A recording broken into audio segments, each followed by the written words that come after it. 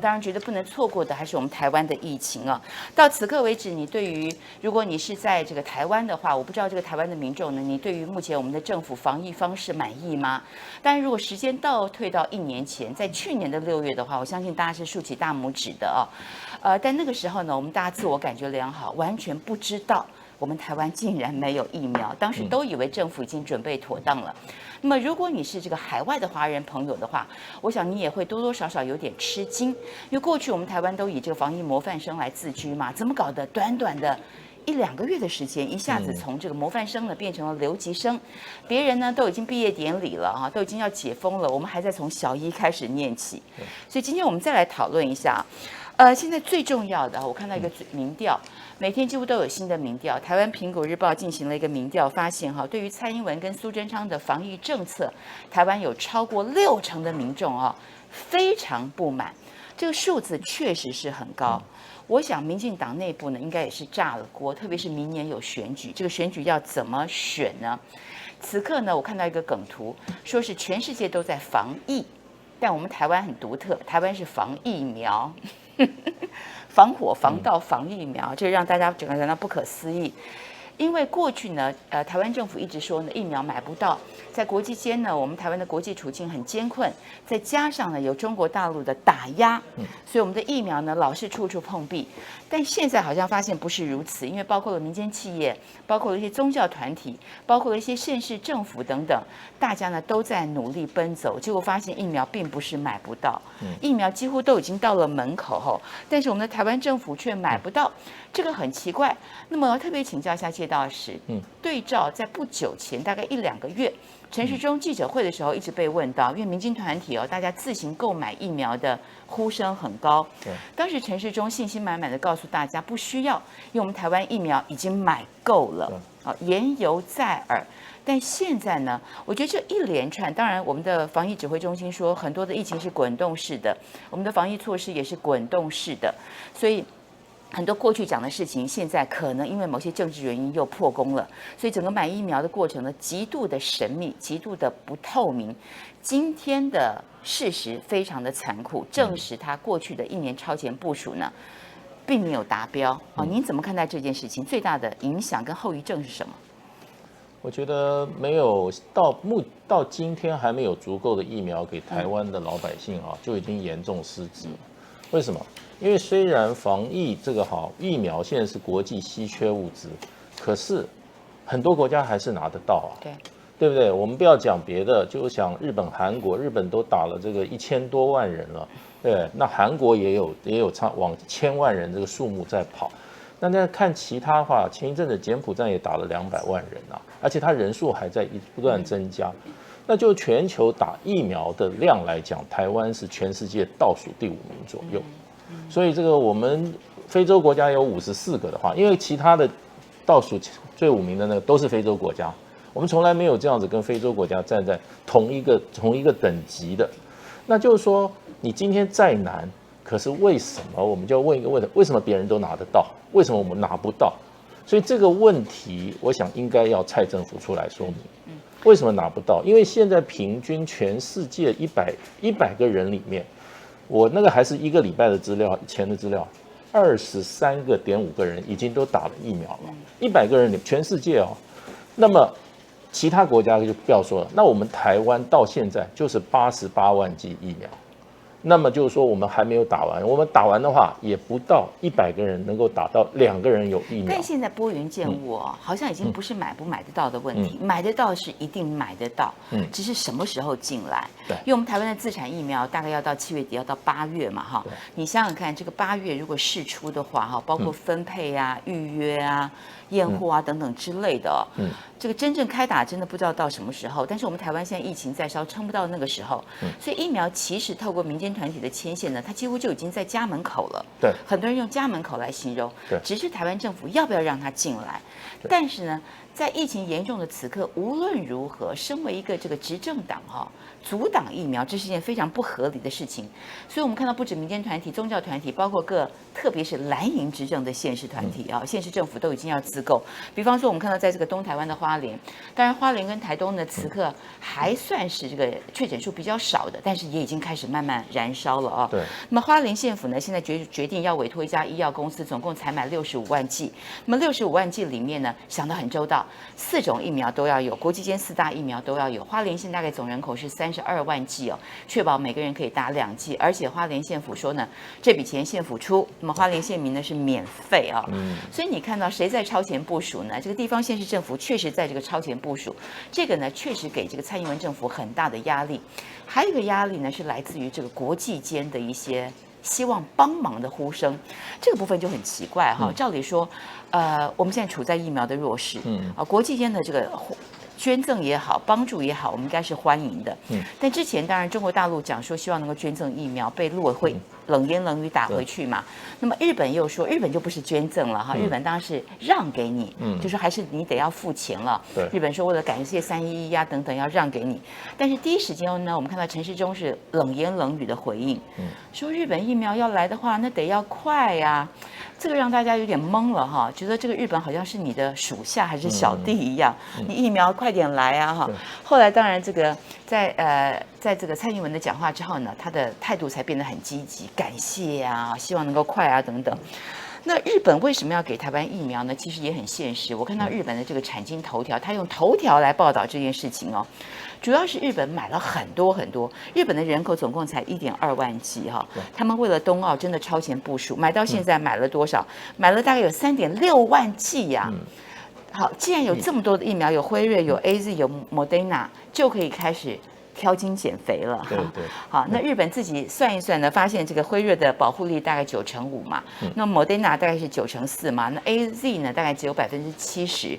再加上国际间有一些这个血栓的一些案例传出所以日本就决定把这批呢备而不用，日本人其实不太想打又打不完的 AZ 疫苗，不是捐赠，是让给台湾。是，所以他基本上日本是说明白，就是说他自己老百姓不想打的这一些嘛。那么他就等于说，而且他可能还想要说是透过国际组织，他把它捐给 COVAX 以后COVAX 来分给我们那是不是这个情况都不清楚？对，因为日本是一个极端这个繁文缛节的国家所以它内部很多法令。那么它跟 AZ 的原厂也有一些这个原始签约的一些条件，这些要厘清的话，可能就需要一点时间。可是我个人是这样子推断，我觉得以民进党现在的政治考量，对我常常就讲说，这个时候怎么会有这么多政治考量？可是我觉得民进党政府现在都是政治考量，他没有把救人的命放在第一位。如果放在第一位的话，很多事情应该做的，大家都知道该怎么做，他老早就去做了。可是为什么都没有照着？就是政治考量。政治考量是什么？就变成就是说，他还是希望日本的疫苗优先于谁的疫苗呢？郭台铭的疫苗，因为郭台铭的疫苗如果进来了，而且是进比日本的疫苗先的话，民进党要付出重大的政治代价。因为就证明了一点，就是说民间都可以买得到的疫苗，对，为什么你这个民进党政府到现在买不到？而且一来就是500万剂。那所以现在这个问题，我觉得很清楚。昨天，因为大家都希望说郭台铭的疫苗赶快进来嘛，那昨天陈时中已经讲了，他说还缺一个证件，对，叫原厂授权书授权。对，这个在台湾吵翻天了。因为我稍微跟大家说一下本来这个蔡英文政府呢是，当然没有直接用反对这2个词了但用的是说所谓的这个政府来统筹嘛。对，当然这个因为民间团体县市政府我刚刚讲了，大家呼声都很高，各自有各自的管道。但当时蔡英文在民进党的中央记者会当中呢，他就讲，他说由政府来统筹。其实这句话呢，给了大家一个软钉子碰，也就是说呢，这是我的权责，你们通通都不要忙了。对，所以这整个事情抽丝剥茧的绿营大佬下这样一个结论，台湾政府呢其实不是买不到，而是真的是不想买，所以大家不用再瞎忙了。但是呢，台湾民众的民怨很高，呼声很高，所以宗教团体跳下来帮忙。郭台铭啊等人都跳下来帮忙哦。我觉得郭台铭还是其次，主要是一些宗教团体，像是慈济啊，像是佛光山啊等等，这些他们的信徒在台湾极为庞大，形象又良好，这个还真的是这个蔡英文民进党政府呢得罪不起的。所以在宗教团体发生之后呢，我们看到民进党的政府整个大转弯，又开始改口，说从来没有阻挡过。从来没有阻挡过民间这个买疫苗，还说呢这个感谢呀，感谢难得用这个感谢的词汇感谢啊，欢迎等等，还说要成立单一窗口来协助加速啊。但是这边说单一窗口协助加速感谢，但是另外一边呢，我们看到提出了8大要求2项原则。对，这8大要求2项原则我今天特别准备这个，对，我们2个距离很近，但其实很远，我要从上面递给你。好，这防疫需求，大家见谅一下哈。对，我给大家解释一下这个8大要求是什么呢？包括执行计划书，包括药品说明书、数量计算依据、冷链的仓储设备、供货期程、原厂的这个授权书、有效期限、国外上市证明或是替代文件等等哦。其实郭台铭因为他是一个这个企业主嘛他的这个手下很多人，所以我们看到他是几乎是在要72小时之内呢，他要拼齐这8大文件，你知道上百页，上百页的这个申请书啊这个手下的这个团队也是很厉害硬是把它拼出来了。所以那天大家就去问这个陈时中记者会当中就冷冷回了一个，还缺个原厂授权书。结果舆论炸锅了，就这什么时候了你坐在庙堂之中说来授权书拿来，什么时候你应该主动去协调不是吗？主动去帮忙不是吗？对啊，所以陈时中事实上他们民进党这么讲说我没有阻挡，可是他在刁难刁难跟阻挡是不是一样？刁难就是不让你过嘛，那就是可是问题现在就是一个我也是在等疫苗的，我想我们大家都在等疫苗。是啊，我们的顺位很后面，我们大概打到明年中都不见得打不达到。我们可能几个月之内达不到，即使你现在大量进来，是，那就是说现在每一天、每一个小时、每1分钟都要争取的时间，你还在那边搞出这么多刁难的规定，那其实过去的我们现在已经好几位前卫生署的这个署长或者处长药物政署的署长都出来讲了，而讲得很清楚，就是说我们过去 SARS 发生的时候，那时候已经修改法令，以救命为第一，把法令都已经松绑了，授权给你中央的这个疫情主管单位，可以用跳跃法律规定的各种程序跟细节呢，你就决定让他专案进口，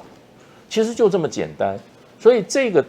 条款，让我们一般对法律认知，这个条款就叫帝王条款，是，也就是你今天让你陈时中作为帝王，说可以就可以，说不可以就不可以，那些法令限制你都可以跳除。这个就是药事法48之2条，很简单的，中央卫生主管机构得专案核准特定药物之输出、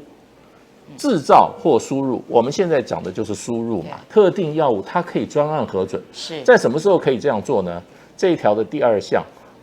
因应紧急公共卫生情势之需要。现在是不是紧急公共卫生之情势？当然是。现在根本是人命关天的事情了，那已经这么严重了，你还要在这边列那么多东西，然后下面写得很清楚，你可以不受哪一些？不受第39条、第40条之规定。这39条跟40条就是规定一大堆程序的，对，你可以不受这些既定的程序。所以他如果愿意开放的话，这个法令依据已经给他了嘛，你连修法都不需要啊，上方宝剑已经给陈时中先生了。所以此刻呢，这个救命这么急，我弟说，当一个房子失火了，你还要再考虑这个水管到底是我们台湾自产的，还是欧洲产的，还是中国大陆产的，还是日本产的？我要拿哪一条水管吗？有水管能够这个喷水就不错了。所以他这个8条基本上就是多余的。对，就是在刁难，而且这里面最近有学者指出来说，现在要郭台铭拿的所谓原厂授权书，根本就是刁难。为什么？因为我们这个现在进口了2种疫苗，一个是 AZ 疫苗，它也不是原厂生产的，它是 AZ 授权给韩国的厂商生产的。那当初进口的时候，你有没有叫那个韩国厂商提备所谓的AZ 英国原厂给他的授权？是没有啊。那你现在进的 Moderna 的那个50万好了哈，那个也不是美国原厂生产的啊，它是在西班牙原厂售给西班牙的厂生产。你这50万进来的时候，你有叫这个厂商说，你把这个西班牙跟从这个美国原厂的授权有没有这个授权？都没有啊。那现在独要我们郭台铭先生拿这个原厂授权书，你不是刁难，这是什么？季老师讲得很清楚哦，所以大家从这个季老师的描述当中就知道呢，事实上这个程序放宽其实也没有放宽了，因为尚方宝剑已经给你了，所以程序的简化你是不能还是不愿意呢？看起来就是不愿意，但是此刻呢是一个救命的药哈，这样做让很多民众非常非常的愤怒，认为政府应该以苍生为念。另外一个我想谈的就是说。你刚刚讲说，杯葛也好哈，刁难也好，我觉得还有一个例子，就是指挥中心也是一个官员李秉颖哈，李秉颖最近也谈到了这个郭台铭的这批疫苗，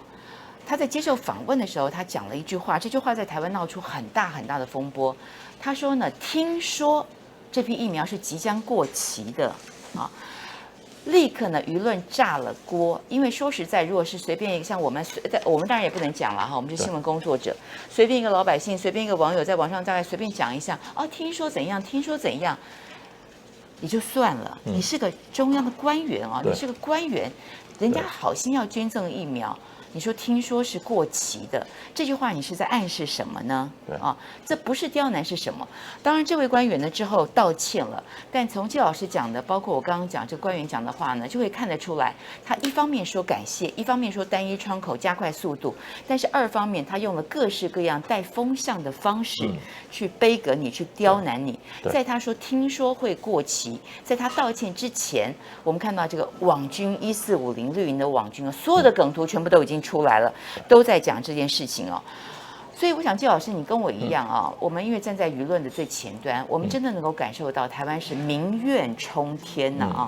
不只是颜色蓝营包括绿营都一样。我们看到这个台湾的以前的这个过去的这个领导人副手吕秀莲也好，包括这个死忠支持也帮民进党带风向的这个杨惠如，台湾以前号称卡神也好，等等大家都出来痛骂蔡英文政府在疫苗这件事情上没有把人命放在第一位。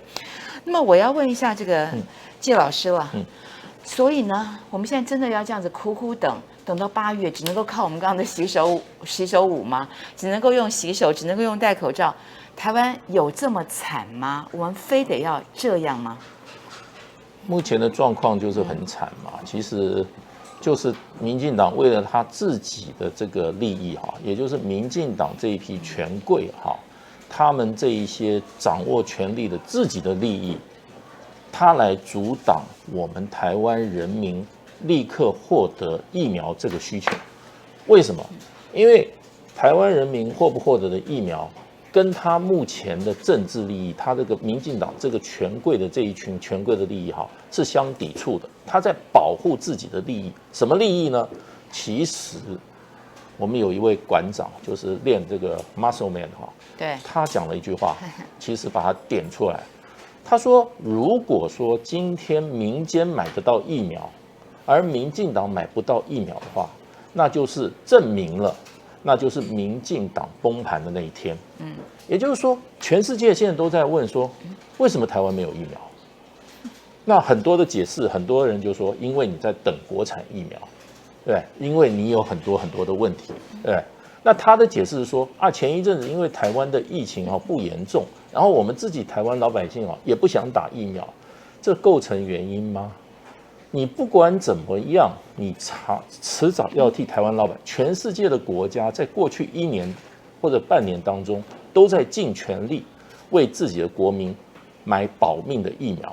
民进党有没有买，我们可以追究有没有积极的买，可是目前就是没有。我倒觉得这个馆长那句话呢，可能反而点醒了民进党啊。他说，如果民间买得到疫苗，而这个民进党政府买不到的话，就是民进党崩盘的开始嘛。正是这句话可能让民进党醒了，绝对不能够让民间买到疫苗。否则还得了，因为明年又有选举哦。但是我必须跟大家报告一下，台湾目前此刻的疫情状况看起来真的不太好。在前几天呢，连续2天数字有稍微掉一点点。陈时中立刻说呢，疫情已经趋缓，疫情已经平稳。但是这话讲完没多久呢，连续2天又开始飙哈。我们看到第一批这个最惨的，当然就是老人家了。台湾也是高龄化啊。那么在这个长照中心啦，在这个安养院啦，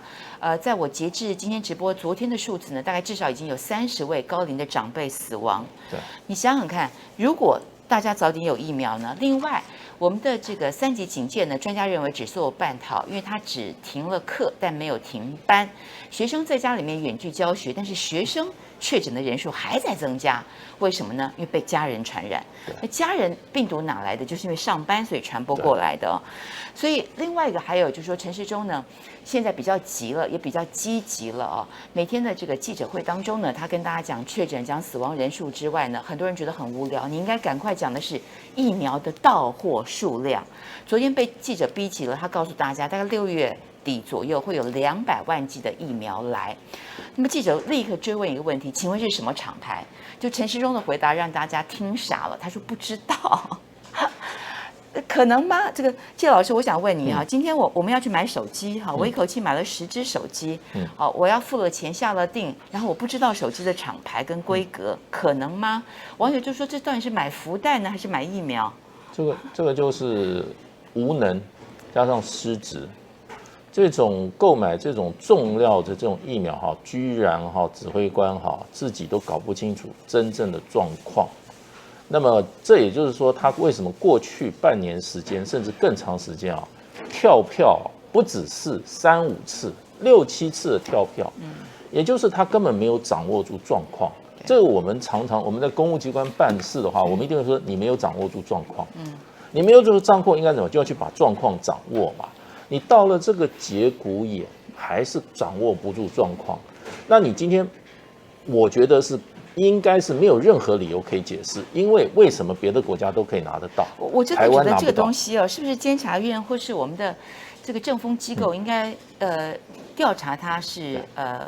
我们看到这个办事不力啊，或是无所作为啊，行政怠惰啊等等。因为你身为台湾的防疫指挥官，最高的指挥官，对于即将到来200万剂的救命疫苗，你竟然连厂牌都不知道啊！而且这是他自己说的啊，这还不是什么大家黑他或是带风向。我觉得是不是应该要真的他已经累了，我觉得是不是让他休息一下？同时，我觉得必须要追究一下法律责任。